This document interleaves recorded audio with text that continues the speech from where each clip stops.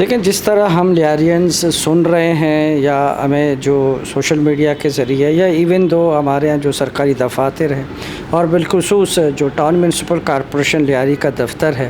وہاں سے جو اطلاعات ہمیں مل رہی ہیں اس ٹرانسفارمیشن کے حوالے سے،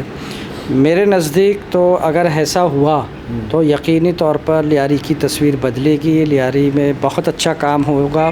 لیکن شرط یہ ہے کہ اس خلوص کے ساتھ کیا جائے۔ ہمارے پاس ایک آخری امید لیاری ٹاؤن ایڈمنسٹریشن ہے، جہاں کی ایماندار قیادت شاید اس کو کسی حد تک ممکن بنا دے کہ جی لیاری کے عوام کے امنگوں کے مطابق یہ کام ہو سکے۔ اس میں کوئی شک نہیں کہ اس سے پہلے کچھ پروجیکٹس آتے رہے،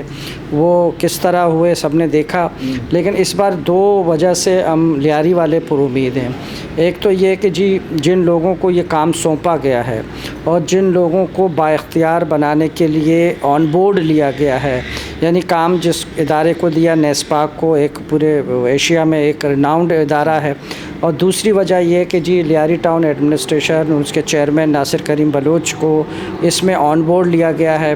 اور انہی کے مشورے اور تجاویز کو لے کر جب ٹرانسفارمیشن کی تمام PC1 بنائی گئی ہے، تو اس سے یہ امید ہمیں تھوڑی سی نظر آتی ہے کہ انشاءاللہ تعالی اگر یہ پروجیکٹ آیا اور اس پہ کام شروع ہوا تو ہم لیاری کو یقیناً کچھ بہتر حالت میں آنے والے دنوں میں دیکھیں گے۔